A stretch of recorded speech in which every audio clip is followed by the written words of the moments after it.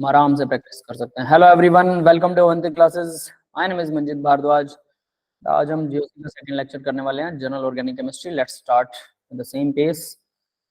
तो भाई देखिए जरा, PYQ प्रीवियस ईयर क्वेश्चन है, बड़ा आसान क्वेश्चन है, ध्यान दोगे तो 25 gram of the unknown hydrocarbon. Known नहीं है हाइड्रोकार्बन, मतलब हाइड्रोजन और कार्बन है उसमें, ओनली 25 ग्राम आपको दिया है, बर्न किया, 88 ग्राम कार्बन डाइऑक्साइड निकली, 9 ग्राम वाटर निकला।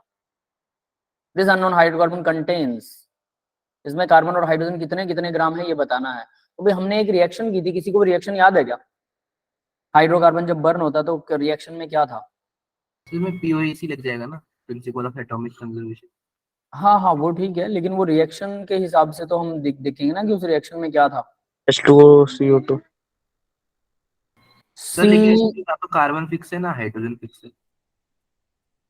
अरे फिक्स नहीं है, लेकिन हमारे पास जो रिएक्शन थी, पहले मेरे को रिएक्शन तो बताओ यार, बाकी की तो बाद में देखेंगे। उसमें क्या था? वाटर और कार्बन डाइऑक्साइड बनेगा। CXHY और HY प्लस, यहाँ पर O2 था, O2 कितना था? प्लस X कार्बन डाइऑक्साइड था, प्लस वाटर था, वाटर कितना था? ये पूछ रहा हूं, याद आया किसी को? सर Y/2 होगा ना। Y/2 वाटर था, ठीक है, Y/2 वाटर। और ऑक्सीजन कितना था?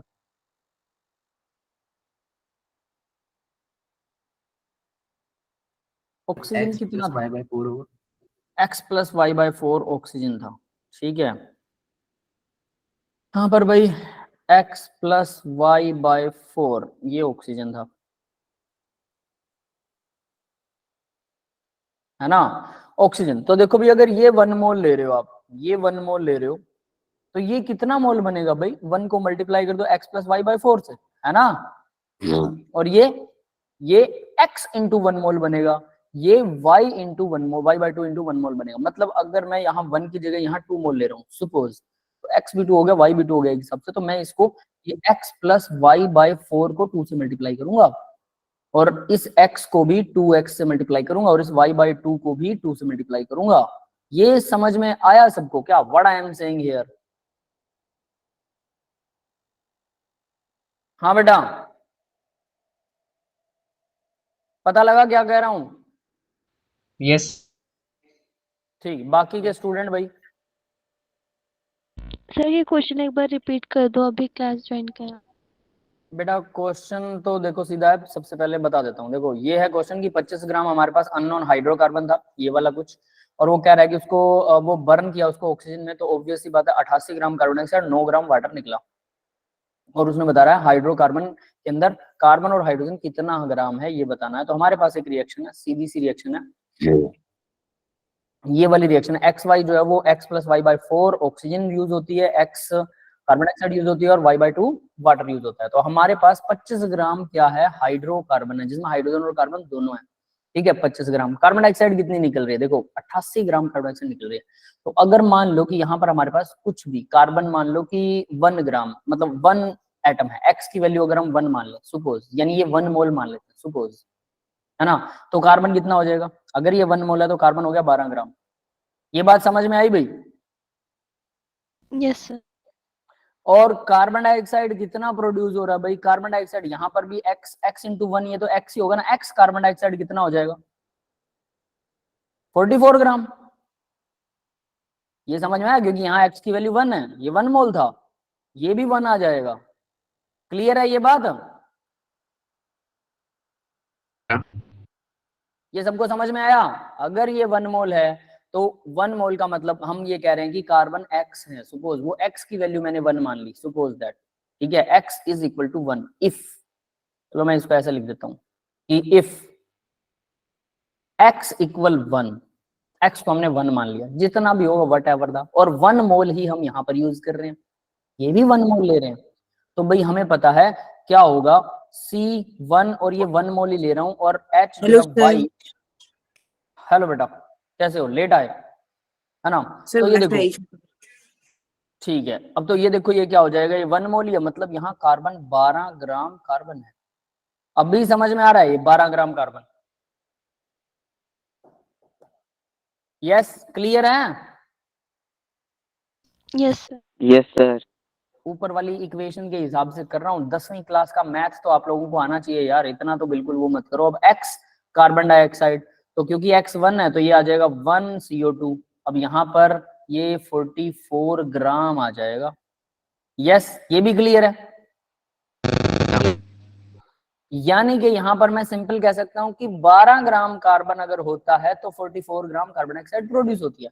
44 ग्राम CO2 required equal 12 gram of carbon. ये समझ में आ गया? यस। तो हमारे को इसने 88 ग्राम कार्बन डाइऑक्साइड दी है, तो 1 ग्राम कितना होगा? 1 नहीं, सीधा मैं 88 निकालूंगा, है ना, इतना तो अब आप लोग निकाल सकते हैं। 88 ग्राम के लिए क्या होगा, पहले 1 की वैल्यू निकालेंगे, 1 के लिए डिवाइड होता है 12 बाय 44 मल्टीप्लाई में 88, कितना आ गया? 24 ग्राम कार्बन, यानी कि 88 ग्राम कार्बन डाइऑक्साइड निकली तो 24 ग्राम कार्बन मतलब कार्बन 24 ग्राम होना चाहिए, इसके अंदर कार्बन 24 ग्राम होना चाहिए, सीधी सी बात, मतलब कार्बन C2 होगा यहाँ, C2 कम से कम C2, है ना, तभी 24 बने। हाइड्रोजन वाई, अब देखो हाइड्रोजन को कैसे निकालें। हाइड्रोजन के लिए 9 ग्राम वाटर निकला, 9 ग्राम वाटर, यहां से देखना, तो वाटर का मोलर मास कितना होता है, H2O जो होता है वो इक्वल होता है 18 ग्राम, और उसमें हाइड्रोजन कितनी होती है, 2 ग्राम। ये समझ में आ गया? यस। H2O 18 ग्राम होता है, उसमें हाइड्रोजन होती है 2 ग्राम। तो अगर 2 ग्राम हाइड्रोजन प्रोड्यूस हो रही है, H2 प्रोड्यूस हो रहा है, तो H2 प्रोड्यूस, तो वाटर कितना है भाई, देन H2O फॉर्म्ड कितना बना, 18 ग्राम बनेगा। 18 ग्राम में 2 ग्राम होता है। Yes sir. अब 18 ग्राम कैसे होता है, पहले तो मेरे को ये बताओ, मेरे को लग रहा है ये भी नहीं आता होगा, है ना, ऐसा सर 18 ग्राम पानी कैसे हुआ भाई, बताओ जरा, कहां से आया 18 ग्राम? 16 ग्राम ऑक्सीजन, 2 ग्राम हाइड्रोजन। हाँ, सबको जोड़ रखा है। भगत जनों, बाकी के भगत जो सो रहे हैं, क्या वो भी सब जानते हैं? अपना हैंड कम से कम हेलो हाई कर दो यार। सर उठा दिया सर। हाँ, मैं भी आप लोगों को नींद से उठाता रहता हूँ।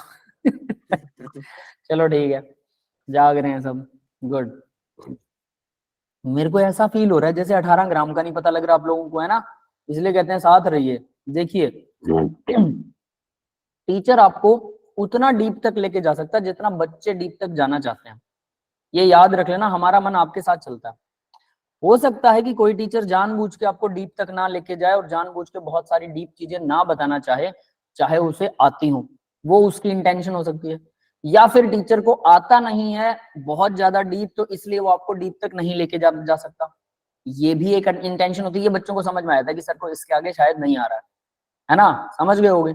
लेकिन याद रख लेना, मैंने बहुत लिटरेचर पढ़ रखा है, केमिस्ट्री का स्पेशली MSc तक मैंने लिटरेचर ही पढ़ा है बहुत सारा, तो ऐसा नहीं होगा कि कहीं पर भी मैं आपको बहुत ज्यादा डीप में ना ले जा सकता। हो सकता है मैं किसी क्वेश्चन में अटक जाऊं, इट इज ह्यूमन बिहेवियर, मुझे ध्यान ना हो ऑन द स्पॉट भाई, लेकिन मैंने वो कर रखा होगा, ये मुझे पक्का पता है, वो मैंने क्वेश्चन कभी ना कभी निकाल रखा है, मैं आपको समझा सकता हूँ, थोड़ा सा मुझे टाइम चाहिए होगा उसके लिए। तो मैं आपको ओपनली बोल रहा हूँ कि जहां तक डीप में जाना चाहो वहां तक जा सकते हो, कोई दिक्कत नहीं है।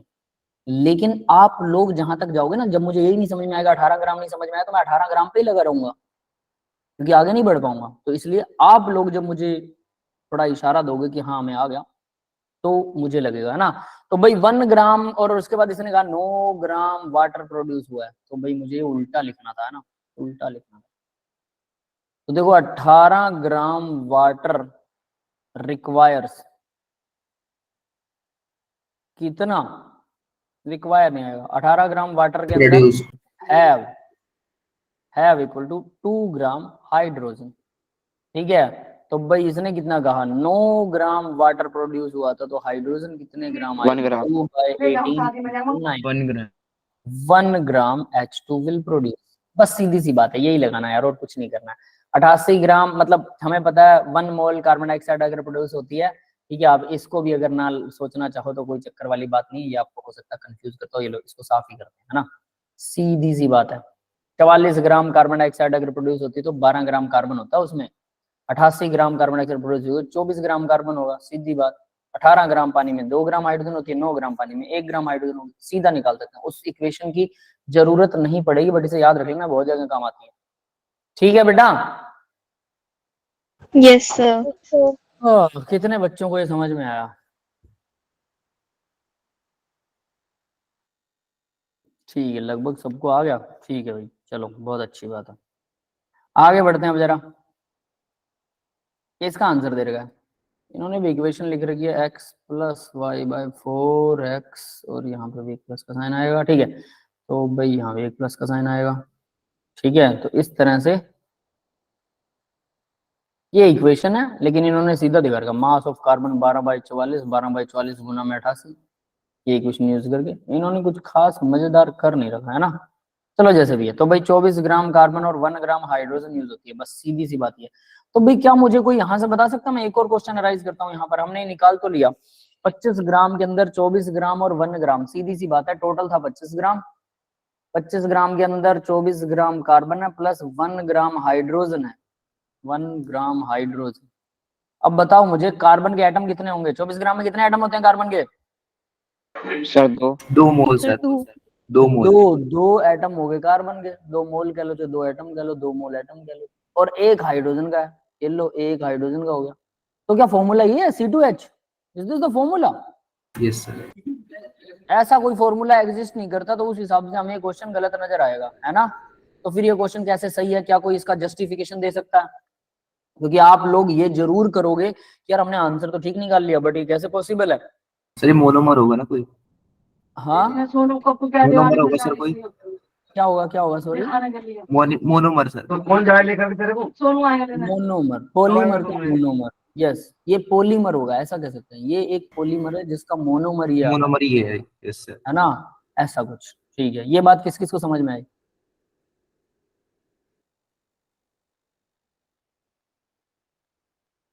चलो ठीक है। तो यहाँ देखिएगा, अगर मैं इसका पॉलीमर बनाऊं मतलब, या फिर इसको थोड़ा अरेंज करना भी चाहें, थोड़ा सा सोचने वाली बात है। 2 कार्बन, तो 2 कार्बन भाई ट्रिपल बॉन्ड हो गया, इसके साथ में एक हाइड्रोजन है, एक कार्बन के साथ यहाँ हाइड्रोजन लगा दिया मैंने। फिर नेक्स्ट फिर से 2 कार्बन लगाने पड़ेंगे मुझे। अब ये एक प्रॉब्लम आ गया कि अगर मैं इसको पॉलीमर बनाता हूँ तो फिर से 2 कार्बन कैसे हो सकते हैं? यहाँ और यहाँ मुझे वैलेंसी सर खाली, डाइमर बन जाएगा ना? रुकिए, यहाँ वैलेंसी खाली कर दी, एक H इसके साथ यहाँ लगा दिया, एक यहाँ वैलेंसी, ये कार्बन के हो गए 4 पूरे, इसके तो 3 ही हो रहे हैं। तो नेक्स्ट कार्बन के साथ कैसे अरेंज करेगा? इसके भी 3 हो रहे हैं, तो यहाँ एक H ट्रिपल बॉन्ड कर दो सर, डाइमर बन जाएगा। ट्रिपल बॉन्ड का डाइमर बनाए? Yes sir. चलो देखते हैं, ट्रिपल बॉन्ड, ठीक है, और इसके साथ एक के साथ H लगा दिया। अब एक और ऐसा हो, डाइमर कैसे बनेगा बेटा? सर एक और होगा ना सर मोनोमर, उसकी एक वैलेंसी खाली होगी। सिर्फ ऐसे? Yes sir. ठीक है, हाँ ये मॉलिक्यूल हो सकता है भाई, this can be existed, right. तो अब आपको ये समझ में आया होगा, ऐसा कोई मॉलिक्यूल है जो एक डाइमर है, यानी कि एक्चुअल में फॉर्मूला इसका है C4H2। ठीक है, समझ में आ गया सबको? C4H2 है ये फॉर्मूला, जिसके अंदर से उसने आधा मोल ही लिया, 25 ग्राम तभी प्रोड्यूस होगा क्योंकि आधा मोल इतना ही लिया। हाँ भाई, क्लियर है ये सबको? Yes sir. तो कुछ ऐसे करके हम फॉर्मूला अपनी तरफ से बना भी सकते हैं। तिकड़मबाजी मत लगाना कि 2 कार्बन के साथ एक हाइड्रोजन कैसे आएगी, पॉलीमर, डाइमर, मोनोमर ऐसा कुछ हो सकता है। ये डाइमर है, पॉलीमर नहीं है, मोनोमर भी नहीं है, ठीक है, डाइमर इट इज। तो इतना दिमाग यहीं पर लगाया जा सकता है, पेपर में बैठ के नहीं लगाया जाएगा। तो वहां ऐसे क्वेश्चन किए होंगे तो दिमाग में आ जाएगा, मैंने ऐसा क्वेश्चन सॉल्व किया था। Next question on your screen, an organic compound is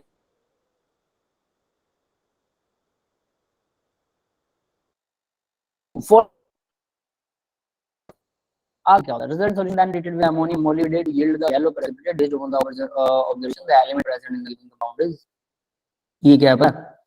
अब ये भी बता देता हूँ, ये 12th क्लास के अंदर आप साल्ट एनालिसिस करेंगे, उसके ऊपर बेस्ड क्वेश्चन है। लेकिन देखो भाई ये 2-3 ऐसे क्वेश्चन थे जो 12th क्लास में आएंगे, सॉल्ट एनालिसिस वाला लेसन करवाएंगे आपको, है ना। लेकिन यहाँ आपने नहीं किया, ऑब्वियस है 12th का सिलेबस है। तो देखो जब हम PYQ नहीं उठाते हैं, GOC का उठा लिया, जनरल ऑर्गेनिक केमिस्ट्री, तो उसमें भाई सब डालते हैं एक टॉपिक से। 11th में कुछ और है, 12th में कुछ और, सिर्फ 11th के नहीं करवा सकते। तो 12th में जो चीज सामने आ रही है, जहां उलझो वहीं सुलझो, PYQ का रूल है, जहां उलझो वहीं सुलझो। यहाँ पर आ गया, यहाँ इसे याद करो, खत्म करो। जब आगे 12th में करेंगे तो बहुत आसान लगेंगे। तो ये एक साल्ट एनालिसिस का एक टॉपिक है। साल्ट एनालिसिस क्या होता है पता है?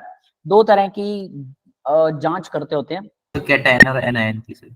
हाँ, एनायनिक और कैटायनिक। कृष्णा को पता, आपने कर रखा है बेटा? सर 11th में भी है।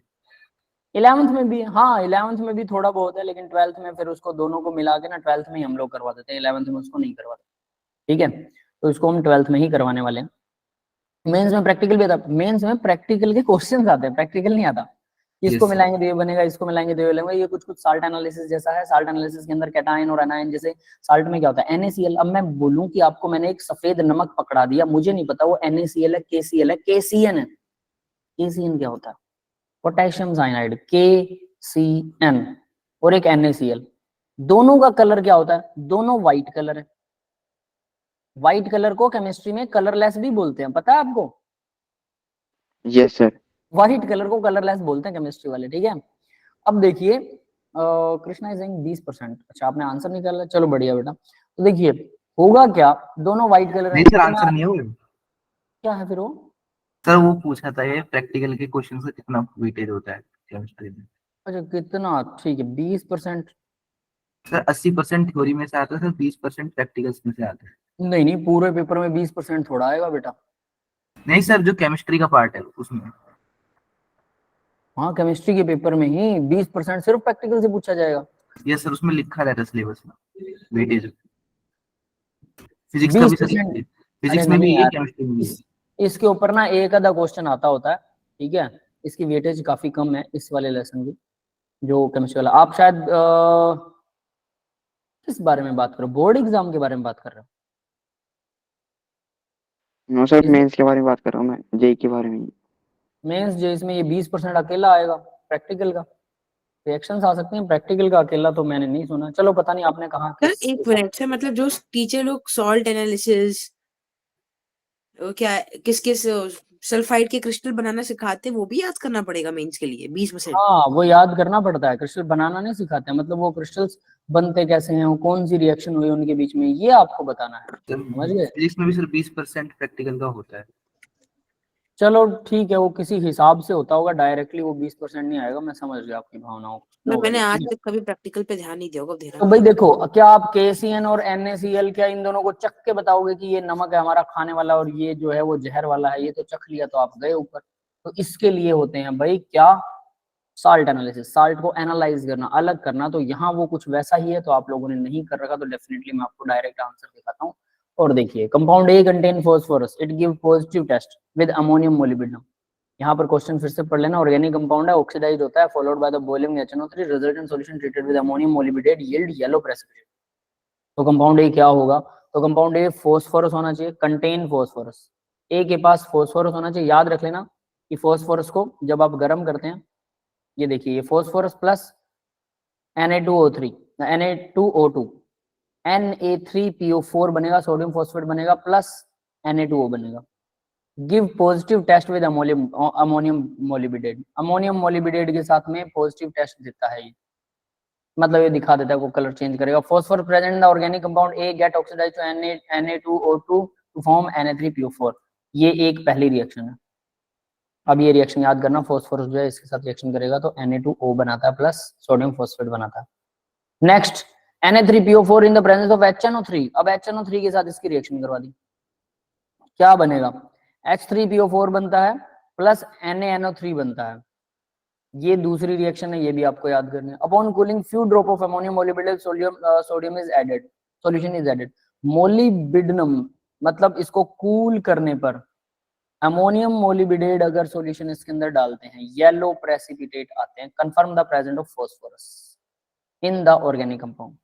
अब ये पूरा एक फास्फोरस का टेस्ट है, सीधी सी बात है। ऐसे बहुत सारे 50 टेस्ट हैं लगभग, वो सारे आपको याद करने होते हैं। ये फोस्फोरस का टेस्ट है। क्या होता है कि फोस्फोरस को अगर आप Na2O2 के साथ किसी भी कंपाउंड में अगर फोस्फोरस है, किसी भी कंपाउंड में अगर फोस्फोरस है, याद रखना यहाँ पर ये फोस्फोरस सीधा दिखा रखा है ना, ये ऐसा नहीं है किसी कंपाउंड के अंदर है।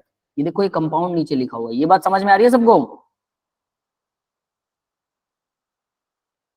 ये अकेला फोस्फोरस नहीं है, ये किसी कंपाउंड के अंदर है। जैसे मान लो कोई साल्ट हो, उसके अंदर फोस्फोरस है, तो हम उसको Na2O2 के साथ रिएक्शन करवाते हैं, तो वो Na2O बनाएगा प्लस Na3PO4 बनाएगा। Na3PO3 जो है, PO4 जो है, वो HNO3 के साथ में क्या बनाता है, NaNO3 बनाएगा प्लस H3PO4 बनाएगा। फोस्फोरस यहाँ H3PO4 बन गया, पहले किसी और कंपाउंड में था, अभी H3PO4 बन गया। ये एक टेस्ट है, डायरेक्टली यहाँ जहां उलझो वहीं सुलझो, इसको डायरेक्ट यहाँ याद करो। अब H3PO4 क्या करता है, वो सोडियम मोलिबिडेट के साथ, that is the formula of sodium मोलिबिडेट, आपको अमोनियम मोलिबिडेट, सॉरी, ठीक है, ये ammonium मोलिबिडेट NH4 twice MoO4, MO का मतलब मोलिबिडेट है, O4 ये होता है फॉर्मूला अमोनियम मोलिबिडेट का। प्लस अब बैलेंस की जरूरत नहीं है भाई, मैं बता देता हूँ, ये 21 याद करने की कोई जरूरत नहीं अपने को, ठीक है, साल्ट एनालिसिस में ऐसा कोई जरूरी नहीं होता। तो क्या बनता है, ये बनता है येलो प्रेसिपिटेट। तो येलो प्रेसिपिटेट क्या चीज होती है, ये होता है अमोनियम है, फोस्फेट है, PO4 है, 12 मोलिबिडेट ऑक्साइड है, ठीक है। अब ये फॉर्मूले में 12 तो आपको ये याद रखना पड़ेगा, क्योंकि ये डॉट लगा के 12 लगा हुआ, तो ऐसे 12 MoO3 के मोलिक्यूल जुड़े हुए हैं। ये होता है येलो कलर का। तो अगर फोस्फोरस किसी कंपाउंड में हो, उसमें Na2O2 डाल दो, फिर HNO3 डाल दो, और उसके बाद में अमोनियम मोलिबिडेट डाल दो, तो येलो प्रेसिपिटेट बन जाते हैं। ये है थ्योरी याद करने वाली, लेकिन इसकी रिएक्शनें जो हैं वो ये हैं, और बनेगा क्या, वो येलो कलर क्यों होता है, वो अमोनियम फॉस्फेट और मोलिबिडेट ऑक्साइड से बनता है, और वो येलो कलर का होता है, और फोस्फोरस के साथ रिएक्शन करने पर ही वो बनता है। इसलिए कंफर्मेटरी टेस्ट बोलते हैं इसको, कि कंफर्म हो गया हमारा फोस्फोरस। प्लस अमोनियम नाइट्रेट बनता है NH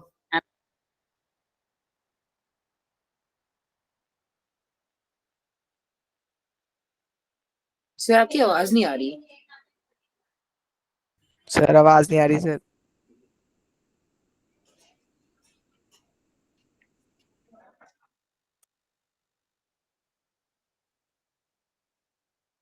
अभी आवाज आ रही है? Yes sir. ठीक है। सर नया कलर माइक, ब्रांड न्यू एकदम। अरे नहीं, ये 2 माइक है, इसकी चार्जिंग कई बार खत्म हो जाती है, माइक वाली डब्बी की 3-4 दिन चलती है, तो एक माइक बिल्कुल डेड हो जाता है, वो चार्ज नहीं होता, तो दूसरा माइक चार्ज रहता है हमेशा, ठीक है, इसी वजह से। अगर लैपटॉप से आप ना स्ट्रेटेजी ऐसे बताते हो ना, जैसे वो मूवीज में गैंगस्टर नहीं होते, एक गन फुल्ली लोडेड, वो खत्म हो तो एक और गन। करना पड़ता है भाई। अगर लैपटॉप से, अगर मैं आपको डायरेक्ट लैपटॉप के माइक से वॉइस बोलता हूँ, तो वो इको क्रिएट करती है, कुछ कुछ गोलमोल हो जाती है आवाज, जिससे कुछ चीजें समझ नहीं आती। स्पष्ट साफ शब्दों के लिए माइक अच्छा होना ही चाहिए, ठीक है। चलिए भाई, अब आगे बढ़ते हैं। ये अब आपको समझ में आ गया होगा, ये टेस्ट है फोस्फोरस का, रट्टा मार लो इसका। अमोनियम मोलिबिडेट के साथ फोस्फोरस जो है वो येलो प्रेसिपिटेट देता है। याद रखने की चीज ये चीज है, लेकिन इससे पहले हमें Na2O2 के साथ रिएक्शन करवानी पड़ती है। Na2O2 क्या होता है, सोडियम ऑक्साइड या पर ऑक्साइड या सुपर ऑक्साइड, बताओ।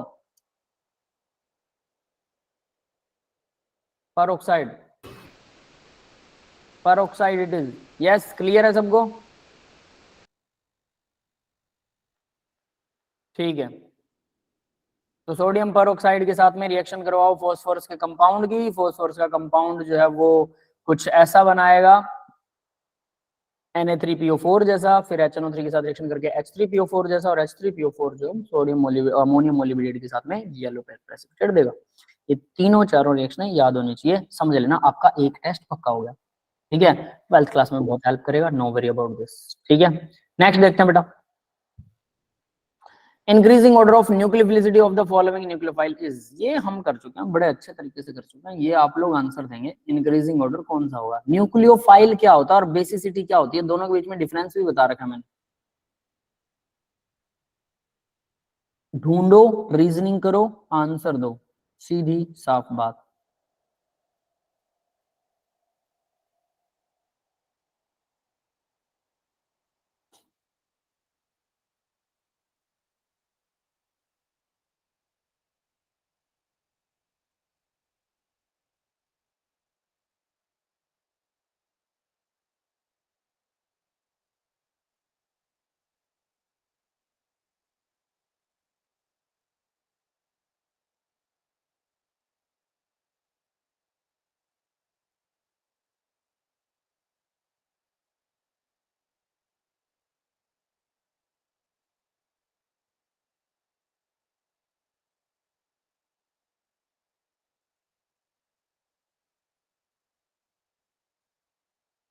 आया किसी को क्या?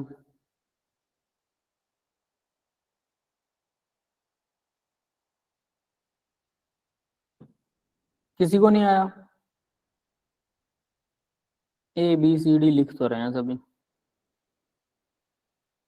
चलो भाई, अब इसके अंदर देखो ये क्या है, ये कंजुगेट बेस दे रखे हैं सारे, अगर आपको ध्यान हो तो CH3COOH, अगर ये है, ये एसिड है, इधर क्या बनाएगा ये CH3COO negative, H positive ion जाने के बाद जहां जाता है वो कंजुगेट एसिड होता है, तो ये कंजुगेट बेस है, कंजुगेट बेस। ये था एसिड,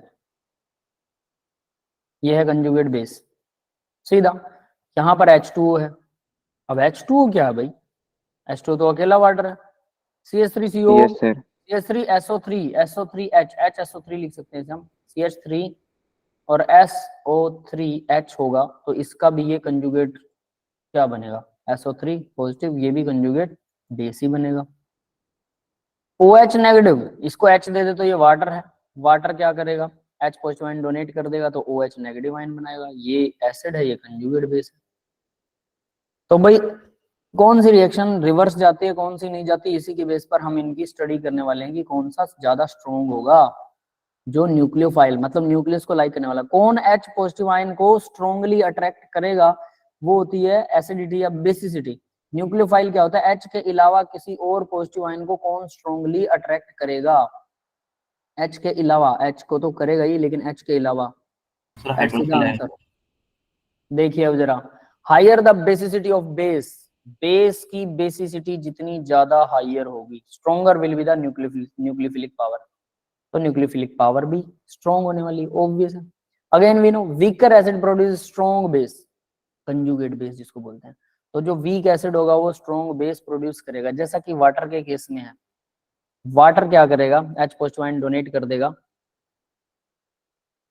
OH नेगेटिव आयन बनाएगा, ये हमारा OH नेगेटिव आयन था, एक ऑप्शन। तो ये क्या है, ये स्ट्रॉन्ग बेस है, ऑब्वियस है, ये न्यूक्लियोफाइल भी अच्छा हुआ, स्ट्रॉन्गर न्यूक्लियोफाइल, समझ में आ गया। फिर ये वीक एसिड है, वीक एसिड का कंजुगेट बेस भी वीक होगा या स्ट्रॉन्ग होगा, स्ट्रॉन्ग होगा, ये तो स्ट्रॉन्ग है ना, तो कंजुगेट बेस स्ट्रॉन्ग है, ये भी स्ट्रॉन्ग है, ये भी स्ट्रॉन्ग है, लेकिन इसके मुकाबले, इन दोनों के मुकाबले कौन ज्यादा बेटर होना चाहिए, ये सबसे पहले सबसे अच्छा न्यूक्लियोफाइल है, OH नेगेटिव आयन है ना, फिर इसके बाद में CH3CO Yes, नेगेटिव आयन, फिर उसके बाद CH3SO3 और लास्ट में वाटर है। वाटर तो भाई न्यूक्लियोफाइल, न्यूक्लियस को कैसे लाइक करेगा, लोन पे डोनेट सर करेगा, न्यूट्रल होगा।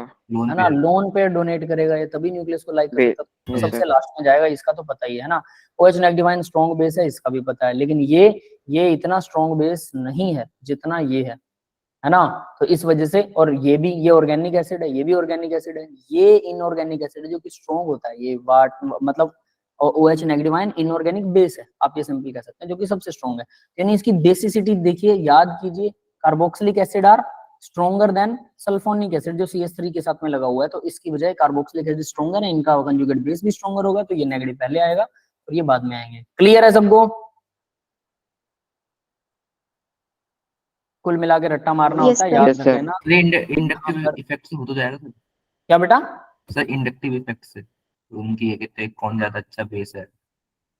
इंडक्टिव इफेक्ट से कौन ज्यादा अच्छा बेस है, इंडक्टिव इफेक्ट से कैसे, इलेक्ट्रॉन को अट्रैक्ट करने की सर पावर, जिसकी ज्यादा स्टेबिलिटी होगी सर, तो वो क्या कहते हैं कम अटैक करेगा, मतलब ज्यादा न्यूक्लियस स्टेबिलिटी होगी वो मतलब वो कम न्यूक्लियोफाइल होगा थोड़ा, वो स्टेबल है। वीक न्यूक्लियर, हाँ ऐसा कह सकते हैं। वाटर देखो स्टेबल है स्ट्रक्चर, ऑब्वियस सी बात है, ऐसा भी कहते हैं, लेकिन पता कैसे लगेगा कौन सा ज्यादा स्टेबल है, वाटर का तो पता लग इंडक्टिव जाता है। इफेक्ट से और सर, हाँ, इंडक्टिव इफेक्ट से सर।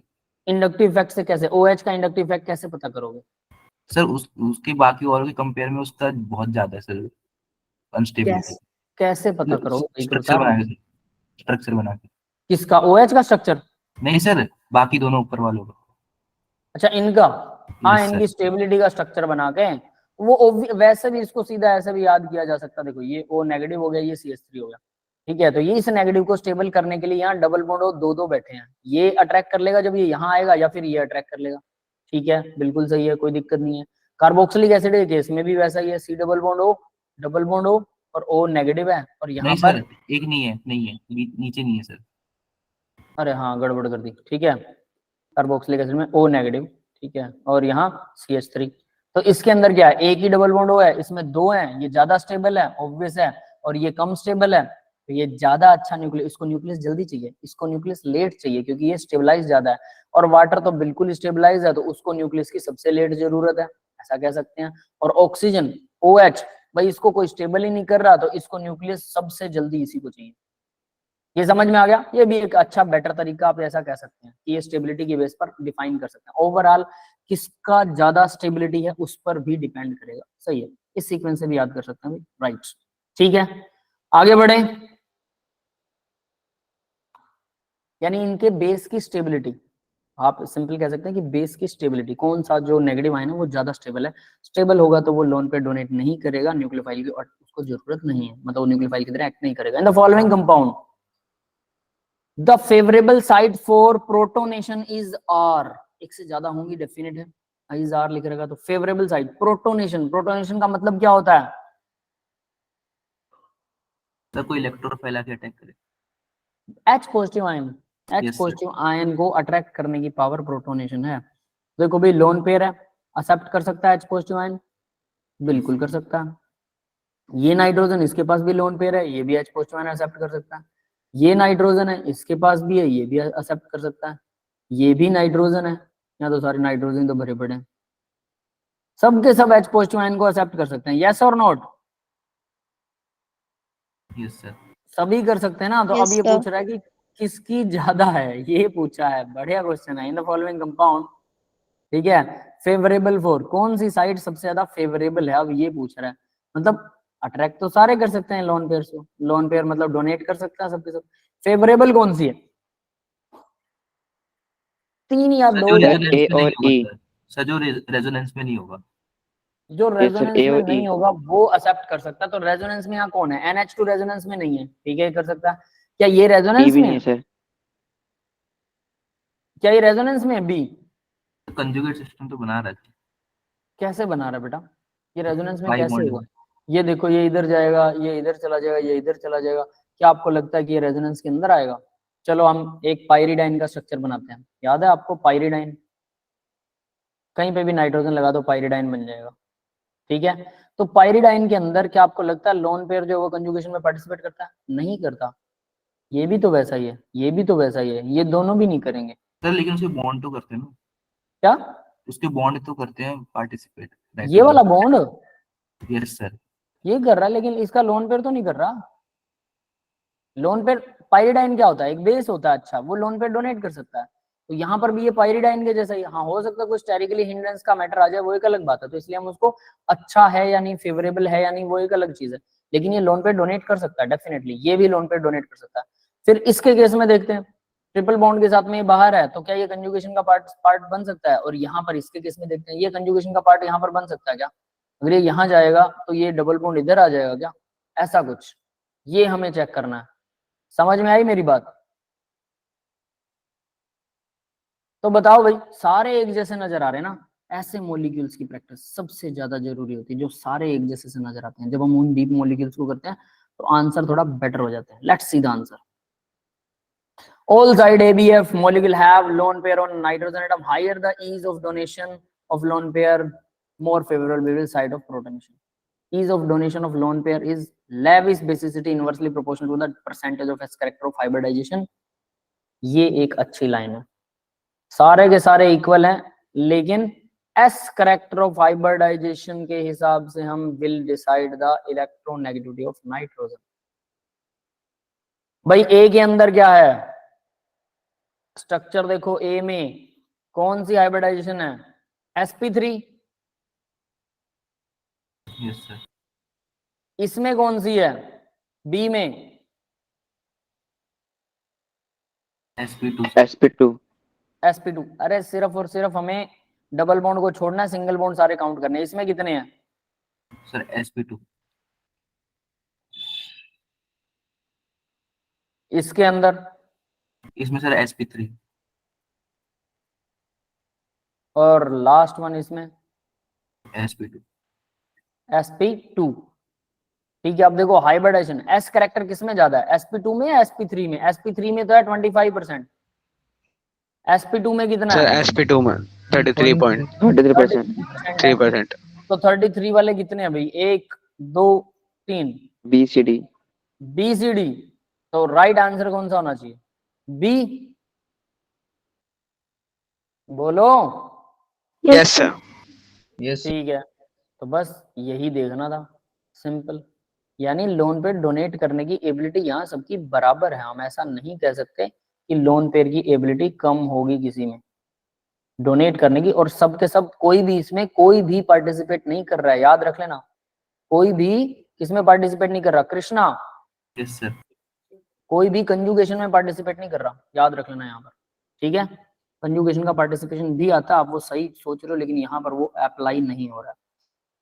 तो देखिए बेटा, अब आगे ए में SPA 2025 BC Lewis acid electron acceptor होता है, फेवरेबल फॉर द साइट। अभी आप पढ़ सकते हैं सारा जो भी। Correct match between the item 1 and item 2 is, सबसे आसान क्वेश्चन होते हैं। थोड़ा अगर एक या दो हिंट हमें अच्छे से मिल गए, दो एक पर हम श्योर हैं, दूसरे का अंदाजा लगा लिया, तो बाकी सब अपने आप सही होते हैं। अगर 4 या 5 कॉम्बिनेशन दे रखे हो तो भी, ये तो है ही 3 कॉम्बिनेशन के साथ 4 दे रखे हैं, 3 के साथ 4 हैं। सेपरेशन मेथड, वाटर और शुगर को सेपरेट करना चाहते हो, सब्लिमेट करोगे, पॉसिबल ही नहीं है सब्लिमेट। सर रिक्रिस्टलाइजेशन, है ना, रिक्रिस्टलाइजेशन, पानी को हवा में उड़ा दो, सीधी सी बात है। या फिर स्टीम डिस्टिलेशन, स्टीम डिस्टिलेशन से कर सकते हैं क्या? तो शुगर खराब हो जाएगी पूरी। पानी को हवा में स्टीम में उड़ा देंगे, शुगर खराब हो जाएगी, 100 डिग्री पर ऑक्सीजन से रिएक्शन कर सकती है, थोड़ा बहुत हो सकता है।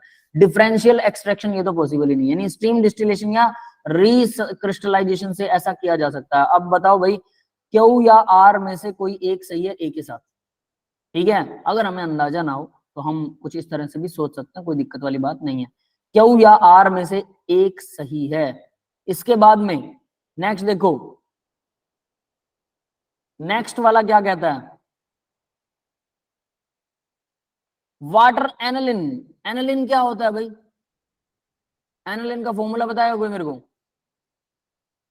NH2 लगा हुआ वाटर बेंजीन के साथ, वाटर में डिजोल्व कर दिया उसको, डिजोल्व हो जाएगा, बिल्कुल हो जाएगा।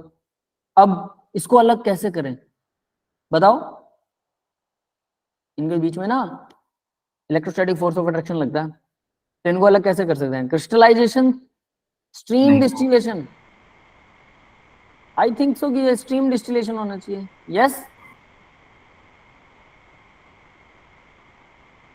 बोलो, है ना, ये स्टीम Yes, डिस्टिलेशन होना चाहिए। तो यानी कि अब यहाँ अगर, क्योंकि इसको तो भाई गर्म करके, काफी गर्म करके ही निकाला जाता है, अगर ये हो गया तो पहले वाले का डेफिनेटली क्यू होगा। दो हमें आ गए, अब इन दो से ना अंदाजा लगाओ, ए का क्यू है पक्के तौर पर, बी और बी का आर है, तो ए का क्यू कहाँ दे रखा है? ए का क्यू दो A जगह और है, B और बी में है ना, और बी का आर, ये भी ए और बी में, ए बी। फंस गई गाड़ी, है ना। तो मतलब इन दोनों में से कोई सही हो सकता है, कोई बात नहीं। तो अगले वाला देख लेते हैं, वाटर और टाउलिन है। अरे ये तो बिल्कुल ही आसान है, ये तो सर ऑर्गेनिक डिफरेंशियल मॉलिक्यूल है, एक्सप्रेशन ही होगा ना सर। ये तो ऑर्गेनिक मॉलिक्यूल है, तो घुलता ही नहीं है इसमें। Yes, sir. CH3 टाउलिन होता है, प्लस में वाटर,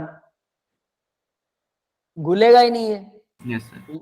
ये समझ में आया, घुलेगा ही नहीं तो कैसे अलग होगा?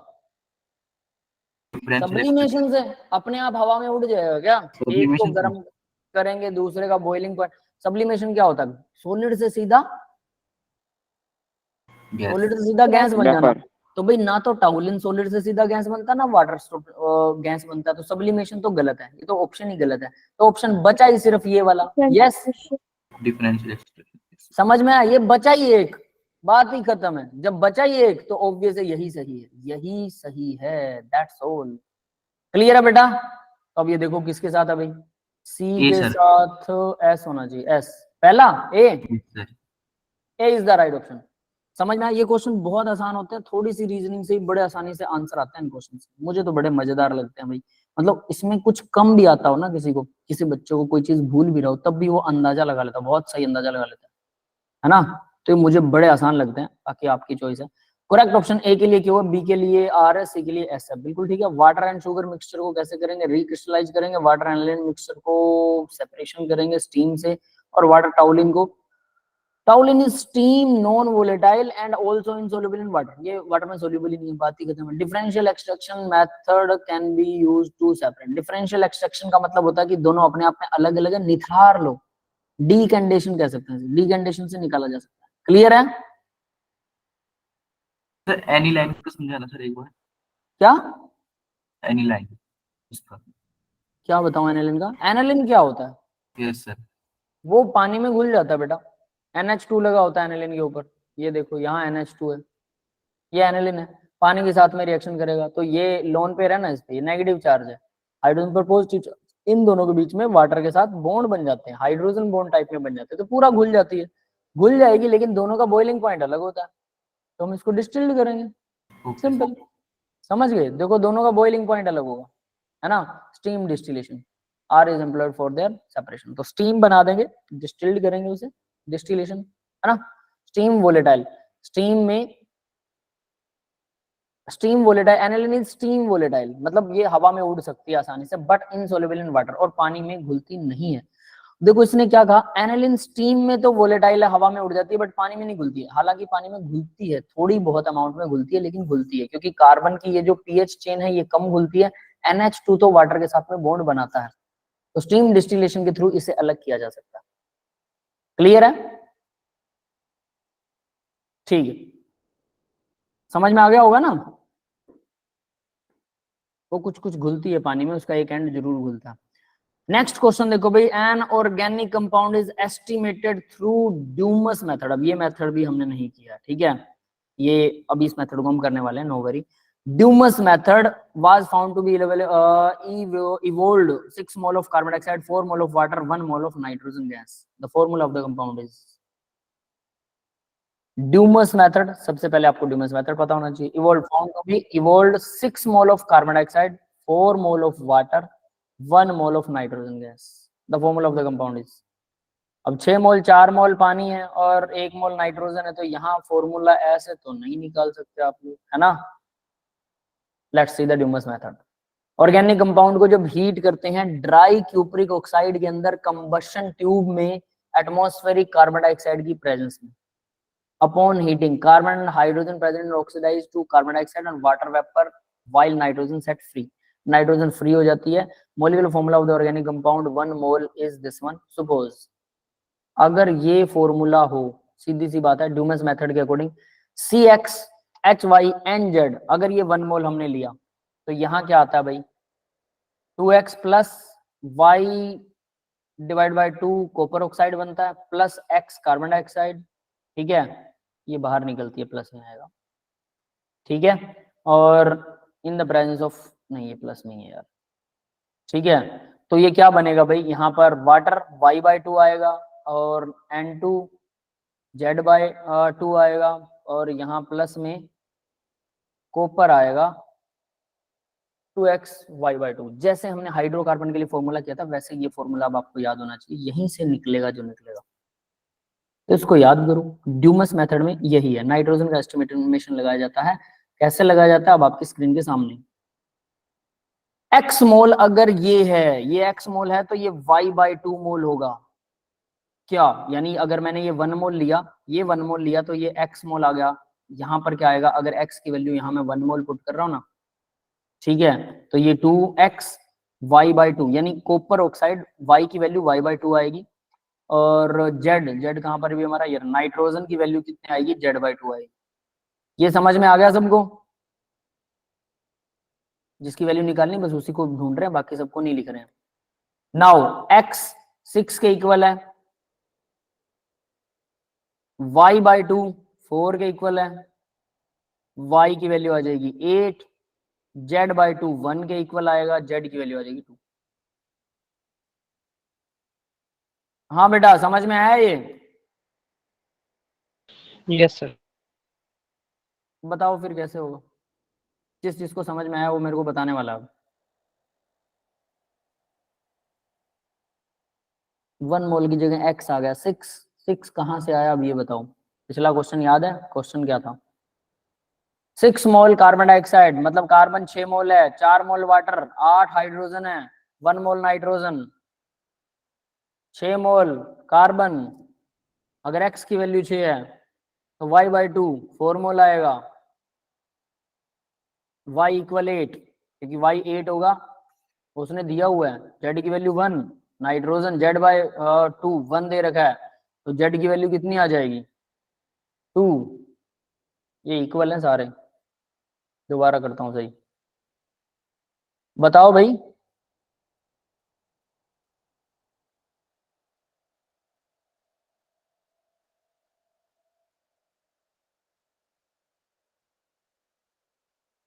समझ में आया क्या? ये गिवन था, x इक्वल 6 गिवन था,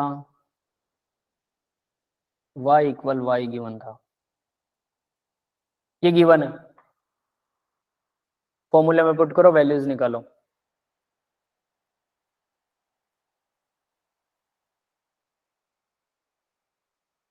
हाँ बेटा, बोल क्यों नहीं रहे भी आप लोग?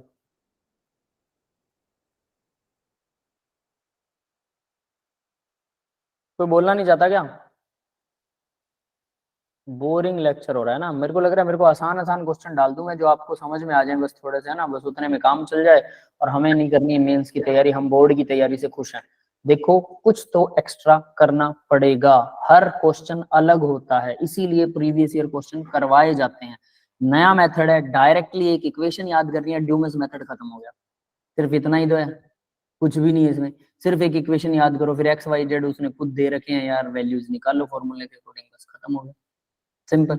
बट ये फॉर्मूला याद करना थोड़ा सा आपको लगेगा मुश्किल। 2x y/2 x carbon dioxide, plus में y/2 वाटर, प्लस में z/2 नाइट्रोजन, प्लस में कॉपर आएंगे 2x प्लस y/2 कॉपर। ये इतना सारा झगड़ जाम याद करना थोड़ा सा आपको लग सकता है टिपिकल लगे, है ना। नेक्स्ट देखो, इफ डाइक्लोरोमीथेन DCM, डाइक्लोरोमीथेन को DCM बोलते हैं, डाइक्लोरोमीथेन का मतलब CH2Cl2, ये है DCM। And water are use to differential extraction, differential extraction के लिए इन दोनों को यूज किया जाता है, एक्सट्रैक्शन किसी चीज का निकाल रहे हैं। Which of the following statement is correct, कौन सी स्टेटमेंट करेक्ट है? DCM and water would stay as lower and upper layer respectively in SF। अब देखो ये क्या कह रहा है, सीधी सी बात है भाई, ये ऑर्गेनिक है, वाटर इनऑर्गेनिक है। सीधी अगर बात करें, इनऑर्गेनिक और ऑर्गेनिक चीजें आपस में घुलती नहीं है, तो एक अपर लेयर में होगा, एक लोअर लेयर में होगा। वाटर हैवी है या ये हैवी है, बस ये आपको निकालना है। डेंसिटी किसकी ज्यादा है, बस ये पता होना चाहिए, आप आंसर दे दोगे। मिसिबल क्लियरली सी ऑप्शन बिल्कुल गलत है, और टर्बिड कोलोइडल मिक्सचर है बिल्कुल गलत है, सी और डी बिल्कुल गलत है। अब बताओ ऑप्शन क्या होगा, ए और बी, पानी ऊपर रहेगा या डाइक्लोरोमीथेन ऊपर रहेगा, बस ये आंसर देना। दोनों में से डेंसिटी किसकी ज्यादा है, अंदाजा लगाओ, क्या पता सही अंदाजा लगाओ आप लोग, बताइए।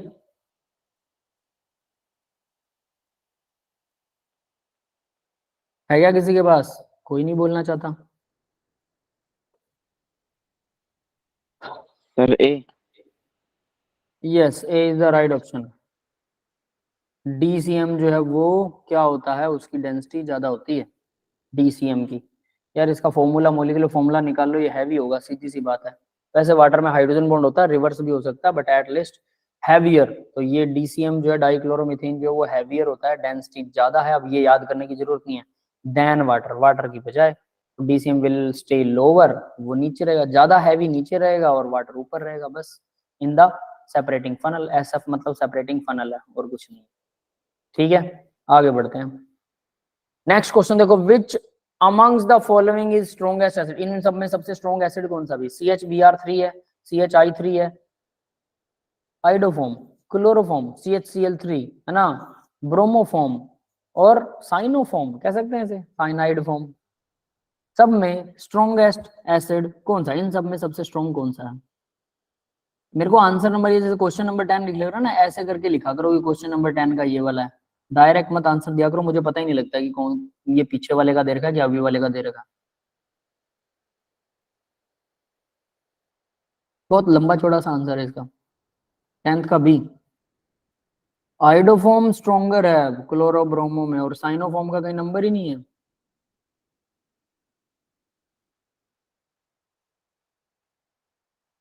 सोचो।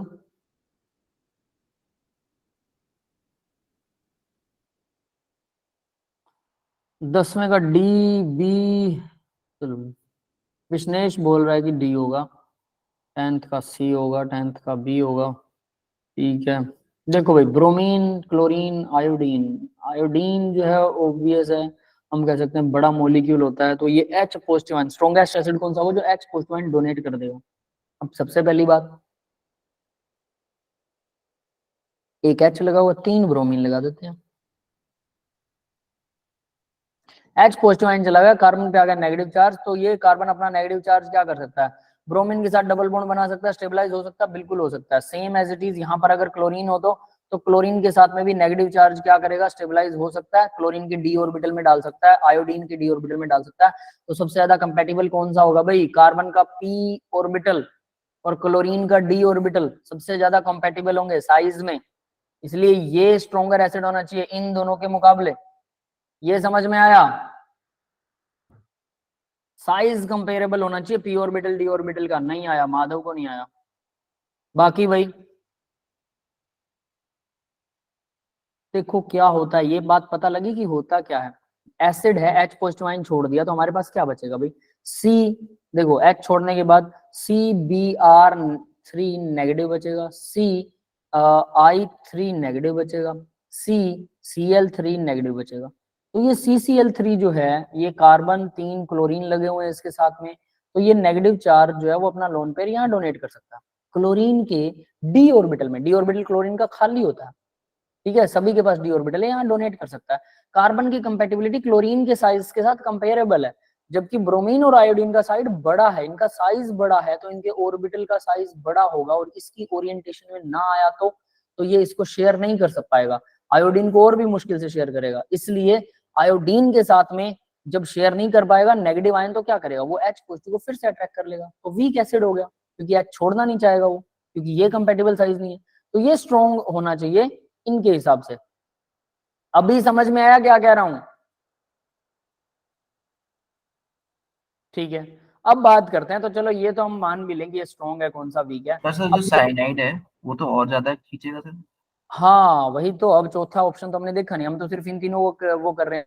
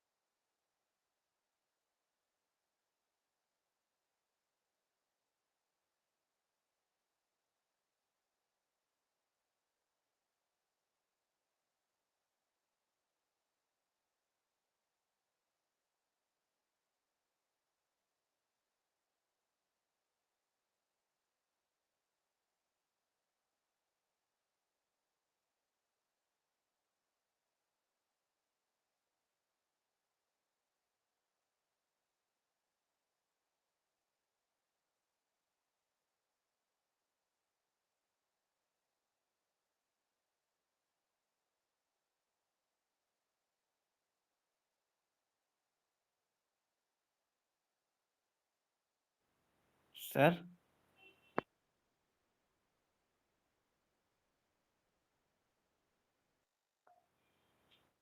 सर लेफ्ट हो गए